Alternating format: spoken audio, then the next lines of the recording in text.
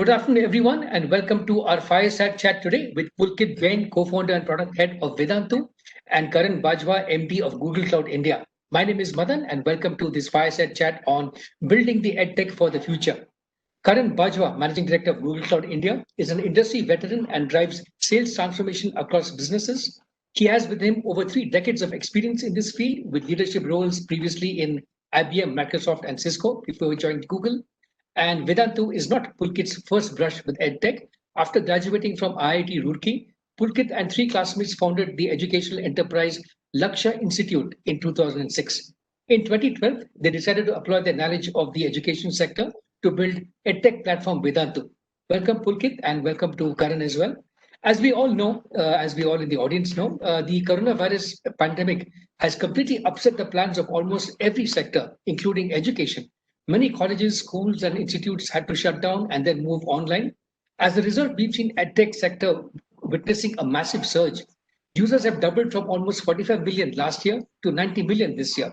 Investment has jumped also 5 times to almost 700 million this year. Several edtech players have seen massive growth in users, traffic, engagement, renewal, and of course, completion rates. In this fireside chat, we have Karan and Pulkit who will discuss with us what are some of the new opportunities in EdTech and what are some of the challenges coming up and how technology can help you address some of these challenges. So my first question, I will have a couple of questions for Karan and then also questions for Pulkit. I'll begin with Pulkit. Pulkit, in your case, how has the pandemic fast-tracked growth in your company? How did it change your business strategies and what's coming ahead? Pulkit? Thanks, Madan. Thanks for having me here. Very interesting question. So we have been in the field of education, as you mentioned, for last 15 years now. And impact at scale has been one of our core drivers. We started live learning in India way back in 2014 when the concept was very new. And over the last 4 or 5 years, we have innovated a lot in evolving live learning as a category. But post-pandemic, definitely the adoption has accelerated. Now, us going and telling parents that this is a way of learning as well. Now there is a pull rather than a push for us. And because of that, we have seen tremendous growth in all our metrics. The traffic on the website has increased multiple times. The engagement on the platform has increased. The enrollments in the courses have also increased tremendously. Now, where we are focusing right now is on ensuring that our ability to provide predictable services at scale are there, and we are building the technology and product in the right way to ensure that every child who comes into the system actually learns in the most predictable way, because it is easier said than done in education. We are also focusing a lot on automations to ensure that the manual interventions, which definitely were there, because Vedantu was at a space where we were evolving in a category which didn't exist. So there were a lot of 0 to 1s, a lot of experiments with a lot of human layers. So we are increasingly investing on the automations as well. And we are seeing increased adoption coming in from tier 2 and below towns. So we're also launching courses in languages beyond English and Hindi. And we're also innovating a lot in finding ways to make learning much more affordable and accessible. When I say affordable, how can I reduce the price at scale? And second, accessible. How can I ensure that the learning can be delivered on very low bandwidths in a predictable way? So these are certain areas where we are focusing on, and that's how the things have been panning out for us. Thanks, Pulkit. You mentioned very well how scale is coming in different languages, different cities across the country, different subjects, etc. So can you tell us how cloud is helping you get this kind of a scale and at the same time, very good engagement with the students? How do you combine these two by using cloud? Yes, I mean, thanks to the cloud services, to companies like Google and Amazon, today, because of them, we can focus a lot on our core, right? So cloud services have become extremely mature now, and they provide us a lot of managed services, which if we would have built internally would have taken tremendous amount of resources. Education, especially live, where we have to serve the videos both in the recorded fashion as well as the live streaming, becomes a very big challenge for us, especially for serving it at low bandwidths, right? So the cloud services today also provide us CDN services, the video transcoding, and serving it in the most optimized way at low bandwidths. So these are certain ways in which cloud services have come and help us in a big way in scaling our services in the most predictable way and taking it to the most to bottom of the pyramid where internet is actually very patchy in India. So these are the areas where the cloud has really helped us. Also, cloud has helped us in making our services much more economical, right? Because today scaling comes with a cost, but with the kind of services that the cloud services provide us today, we can actually scale on demand in a very, very economical way. So some of the areas in which the cloud has really helped us. Thanks, Pulkit. So you mentioned scale, you mentioned engagement. Let me ask Karan about the third part now, which is robustness. How do you make sure, Karan, that this kind of infrastructure can stay robust and secure at the same time? How is Google Cloud helping companies in this space? Sure. Thank you. Thank you. Just before walking into this conversation, I was reading about what Pulkit's organization is doing, and I think it's really credible the way they have built the business, and equally so how they're adding value in today's time. So I must congratulate him for that. Now, if you look at what we as a company do, the multiple things that we do really at the heart, if I could summarize and create a gist of that, it is really about democratizing access to technology for everyone. And that includes learning and advanced learning as well. Coming specific to and the subject of today's discussion, which is students, our work then helps students, educators, researchers really get ahead with everything from giving them secure infrastructure tools, collaborative analysis that gets them new insights, etc. So this is really a natural extension of our core mission as a company in that sense. If I just reflect on the work that we do with institutions and companies across the globe in the K-12 space, the higher education space, the academic research arena, and of course, areas which are now very dominant with EdTech. While technology is a given, and I think our CEO summed it up very well, that technology alone will not improve education, but it can be a powerful part of the solution. And that's how we have been engaging with this entire ecosystem. In this, endeavor, we have seen classrooms getting converted to digital classrooms during the pandemic, literally going and reflect back on this whole thing about online education, the scale of it, and how many times we thought it could not scale, physical education could not be replaced. I still think it cannot be replaced, but a very strong hybrid model is possible. We have seen how digital classrooms have come about during this pandemic. We've been very committed to help these organizations, companies leverage really the secure by design infrastructure, the global network that we have, including things like modernizing their current applications, which possibly were not ready for scale.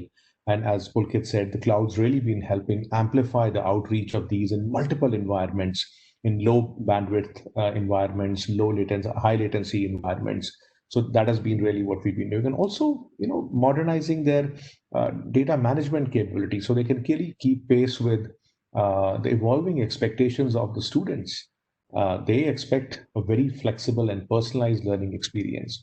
So all of these capabilities are really allowing institutions and edtech companies to develop personalized self-service solutions, real-time assistance, and equally so personalized interactions, even if they are not human face-to-face.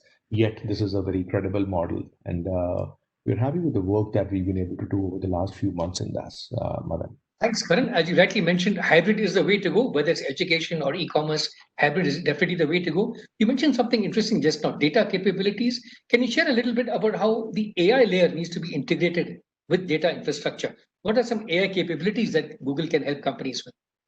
Look, the whole data platform architecture, that were designed many years ago, struggled to solve the problems of today, 2020 and beyond. We've been really focused on innovations on the analytics platform that can completely help strip out layers of complexity. You should not have to need deep engineering capabilities to use the analytics platform. In Pulkit's organization, a teacher should be able to analyze data seamlessly in any environment. And we're really amazed at how some of the customers are using the cloud platform capabilities to accelerate the data-driven transformations. Stream Analytics is one example that we offer that allows you to accelerate the pace at which you serve customers, interpret the market, and also run your business. We not only help bring data together, but actually simplifying these insights, which is more important for a user than the complexity of the platform itself. Making it easy for organizations to engage users on their platform by providing capabilities like AutoML that can easily create disruptive experiences. And of course, a very important part of how we bring together all our capabilities, first party integration with things like the ad platform, your Salesforce platform, on BigQuery, which is our data warehouse solution, really enables helping customers build 360 view to personalize the product based on user behavior and making it much, much simpler in that sense. So those are few ways. There are many examples that we can talk as we go on for some of those capabilities that we pull together. Thanks, Karan. Let me come back to Pulkit now. Pulkit, you've gone through so much growth in the past few months. Can you share with the audience what are some of your key learnings in engaging with the teaching end of the side, the learning end of the side, the technology, the business model, the marketing? What are some of the key lessons that you would like to share with our audience? Very interesting question. See, Vedantu believes in distribution and delivery, right? And finally, at the core is the predictability of the delivery. So what we have done in the last, and our learnings has been to create a steady stream of organic traffic to the platform, right? So that, we have our own captive audience, which we can build trust on top of, and then eventually help them understand what Vedantu does, what is the core proposition, right? So that is where we have focused a lot. So today we get some, 25 million odd organic visits to the platform, thanks to the platforms which the Google has created, SEO, our content play, a lot of product play there to help students come and discover us through our content layers. From there, we try to build the trust in the students' minds and the parents, because we have learned that a Vedantu-like service or education is so mission critical that taking decision for a family is not easy, right? So we have to build a lot of trust in their minds by providing them a lot of value. It's not like e-commerce where the needs are very transactional.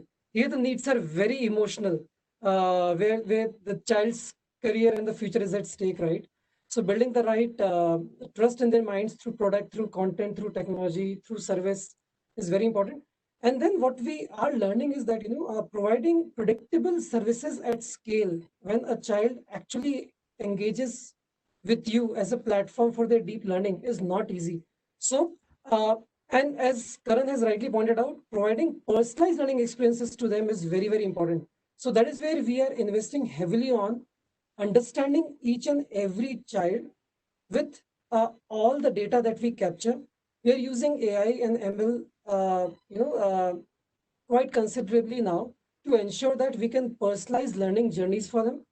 Our core patents are around our ability to measure what happens inside a live class. I always believe that the human history, in the entire human history, we could never understand what happens inside a live class. It was very subjective. Whenever a child used to go to a class and come back, we used to ask that child, "Beta, how was the class?" The answer used to be, "Good, okay, bad, boring." That's it. But today, we can precisely measure how deeply was a child engaged at any point inside the class when a particular concept was being taught, how effective was the content, how effective was the teacher, what made a teacher effective, what style and element of his delivery, his emotions, and how deeply was the child learning inside the class. So our ability to measure these and our ability to then fine tune the teaching live inside the class as well as the post-class content, is slowly helping us making learning more predictable for the students. And that is what lies ahead for us as well. We believe that using the data and our understanding of every child, we should be able to create extremely predictable experience and learning outcomes for every child at a massive scale.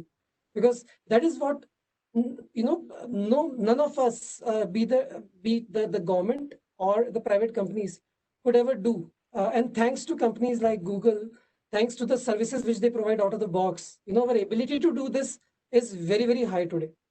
Thanks, Pulkit. As you rightly mentioned, the emotional component of education as a channel is much more than anything else. Now, one very interesting trend in India now is the mobile explosion. So much content is coming now on the mobile phone. So, in your case, what is your mobile strategy? What do you see as the future of education through mobile? So it's a very interesting question, Madan. We are seeing increasingly students coming in and consuming very detailed content like live classes on mobile, right? In fact, if I should share some number, almost 80% of our free live classes which happen on the platform are getting consumed on the mobile devices, and that too from tier 2 and tier 3 kind of towns and villages. So so on one side, we are investing heavily in technology and product to ensure that the consumption on mobile is seamless. So we need to reimagine how the delivery happens on mobile, right? It cannot be, just a responsive version of what we do on web. It needs to be thought afresh, grounds up. Second, we are also thinking and reimagining our content as well from a mobile perspective, right? And we are finding ways to ensure that all this can be delivered at very low bandwidths as well. Because we have seen that because we monitor the internet connectivity at all client side very, very minutely. We see that on mobile devices, though it may be a 4G connection, but the intermittent drops are very, very frequent. So how can we solve for that? Are some of the areas where we are keenly working on, but I think it's a long way to go. Do we have the right answers? No, we don't have. We are in the process of innovating and understanding in this domain. Thanks, Pulkit. Yes, we all have to innovate and learn in this new normal. So, Karan, my question, which builds up on the previous answers, is we've heard a lot about trends like mobile and video just now. So, in the case of Google Cloud, how is Google helping companies deal with these kinds of trends? And you have so much experience with this entire sector in India and overseas. What are some learnings you can pull into the discussion from some of the other sector players you see? Sure. Let me try answer this specifically from today's environment. Clearly, as I said, the pandemic has forced a mass scale democratization of technology access in a way, something that naturally may have taken way longer or even may not have happened. And this is across all layers of the ecosystem: education, government, social, businesses. And it has really allowed us an opportunity to reimagine our businesses. It is, while a massive opportunity, an equal challenge for every organization to sustain this pace of transformation, and of course keep getting the benefits that you derive out of that. In my view, there are a few things that they need to do, which is very important, and I'll bucket them into 3 or 4 categories. One is they have to identify where they have successfully digitized processes, find potential areas to optimize. Obviously, that digitization has happened, let me call it, in a crisis. So there'll always be areas of optimization, improve employee productivity, user experiences, etc. Because right now people will take what they get, but very soon as they come out of it, for them to continue using these platforms, their user experience expectations are going to be skyrocketing. So you've got to discover and adopt very, very quickly. The second thing is you've got to have the ability to experiment with multiple digital tools. So there's no multiple digital tool sets. There is not a one approach to applying digital in any business. Some will work, some will fail. Technology does not promise infallibility, but it is important that you learn and then you adapt quickly. So your ability to really use multiple tool sets is the second example. The third piece, which is important for organizations like Pulkit, is clearly to embrace open. You have to have the ability to use tools that give you choice to customize and build on top of existing platforms. Tools that are open, flexible, and can make your product and services more convenient and accessible to your customers, including giving you a very important choice in that sense. The other thing is nobody needs to start from scratch. There is very clear learnings in how others in your industry or even other industries have developed solutions. And again, I think Pulkit's done a good job in terms of describing how cloud technologies can accelerate digital transformation and access for their businesses. So those are a few things. I'd just like to give 2 examples. One of a huge scale and the second, which has more deeper capability nuances. The first example is one of a very famous platform, which we all know now, Khan Academy, was a mission of providing world-class education for anyone, everywhere, and massive resources around questions, practice questions, quizzes, videos, articles, etc. They've been translated into over 36 languages. 18 million people learn monthly. We partnered with them to really help them scale. So today we support about 3.8 million unique visits each month, along with about 1.5 million practice questions served and answered every school day. That's scale. Helping gain functionality that lets students chart their process through profiles built via a capability that we have called App Engine, focusing on user experience, handling usage surges, which are very unpredictable these days. Those are some of the examples we're helping that customer really achieve scale.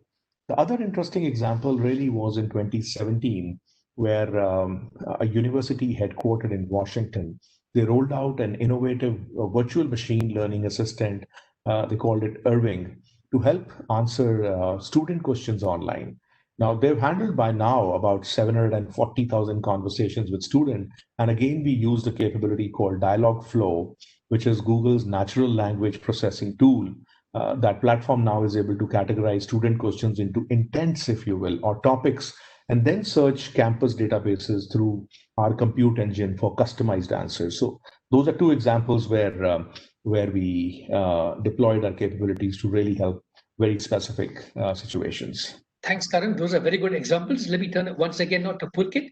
Pulkit, can you talk a little bit about some of the trust and confidentiality issues which come up in the education sector? A lot of the data that you have, of course, of student performance, etc., is very confidential. How are you ensuring that you're creating in your online platform an environment of trust and confidentiality for your customers? Yes, you're right. I mean, so data security and trust, these are very, very important aspects. And we at tech companies, we end up collecting a lot of data as well from the students, right? Their learning data, their profile data, and so on and so forth.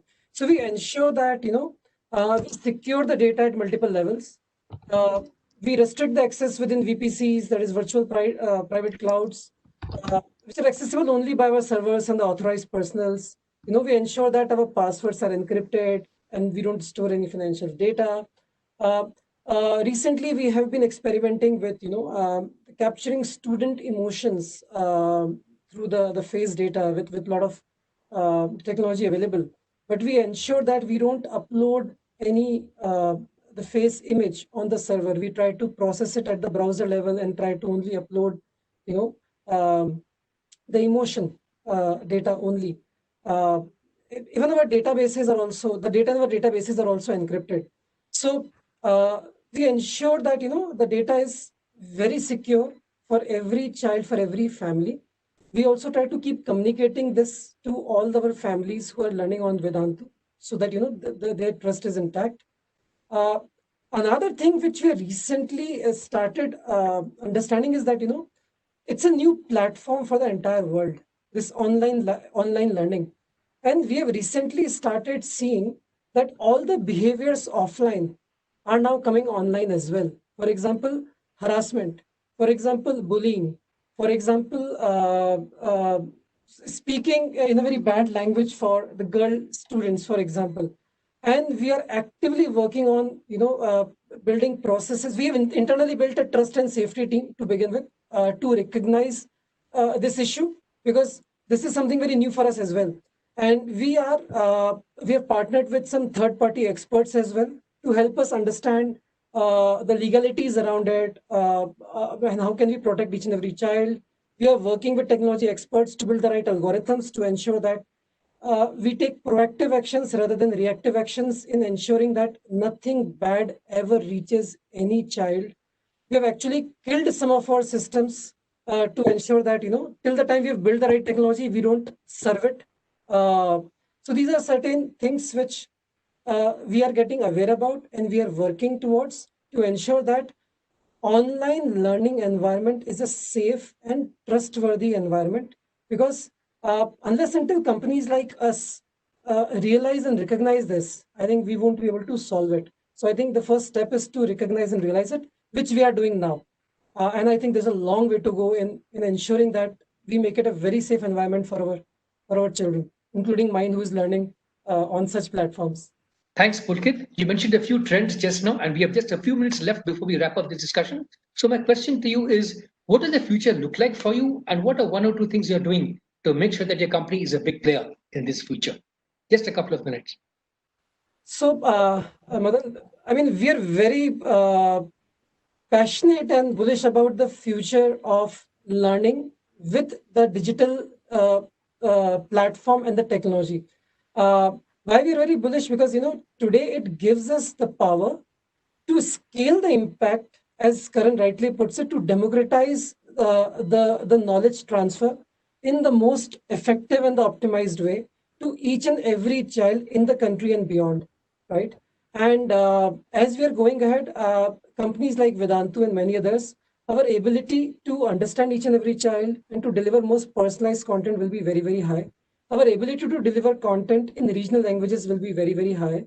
So I think these are, and because of this, I believe that COVID or this pandemic, though it has accelerated the adoption, but the world always naturally moved towards something which is more effective and efficient. And online education has all the possibilities and the potential to be much more effective and efficient. And hence, it's but natural that, the majority of the students in the country and beyond at the ground level will eventually move towards online learning and will start considering it as the primary source of learning and not just a supplemental source of learning. So that is where big opportunities lie, from everything from early education to K-12 to higher education to degree courses. I see massive opportunities in all these segments going ahead. But companies like Vedanta will have to do very deep work to ensure that it is at least 5 to 10x better than what exists today. Thanks, Pulkit. It is so good to hear your optimism and that you also have a clear path to get to where you want to be, though it's going to be a difficult path. Thank you so much. Karan, now you have the last word. What we're hearing from Pulkit over the past half an hour or so is the importance of infrastructure, insights, etc. So, Karan, just to wrap up, what are some insights you can help our companies over here with in this education sector? How can Google Cloud help companies with insights to succeed in the future? I think the good news is that in fact, all edtech companies are very tech savvy. We don't need to sell them a concept or technology as a concept. So that entry barrier of technology is very low as compared to traditional enterprise. So that's the easy part. Our job as Google Cloud is to offer three things. One is a very credible alternative. Today, I shared this earlier a few days ago with a few people that when I see digital natives that were scaling in the pre-COVID days, possibly the cost elements of the infrastructure spend was not the first thing on their mind.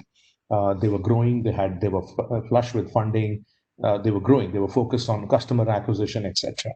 As COVID hit and they saw unprecedented scale and they had to really, accelerate the use of technology, technology spend became a very important aspect. So our job, our focus is to provide them a very cost-effective, optimized way of leveraging technology, and that's where we are seeing success with many digital natives. The first piece. Second is also offer them a very credible technology alternative, especially when it comes to the foundational elements of network storage compute being a given. I think it has capabilities on your data platform, your data analytics, on AI, ML, equally so offering you API platforms which are more robust, really offering them a plethora of advanced capabilities that then allow them to use the capabilities in a much more broader sense. And third is partnering with them for growth. I think it's not just about selling technology or giving them a technology platform. It's working hand in hand with their engineering teams, with their go-to-market teams, as one Google, and really giving them the partnership that they need in these times to grow. So those would be the areas that we focus on, and we'd love to work with all organizations with that approach. Thanks, Karan. Thanks, Pulkit. We're out of time now, but I must thank you both for these outstanding insights you've given our audience. I'm sure they'll benefit from all these insights into their own journey. And if I had to sum up the whole discussion, I would say the three key takeaways are the three I's: infrastructure, intelligence, insights. Infrastructure is important to keep your business up and running, but you need intelligence to understand the market. But true business success will come from the insights business leaders like Pulkit and Karan will have in this area. Thank you all so much and have a very good afternoon. Cheers. Good luck. Bye. Thank Thanks, you, Madan. Karan. Thank you, Pulkit. Pleasure meeting you all. Thank you. Yeah, thanks, Karan. Pleasure meeting you. Likewise. Bye.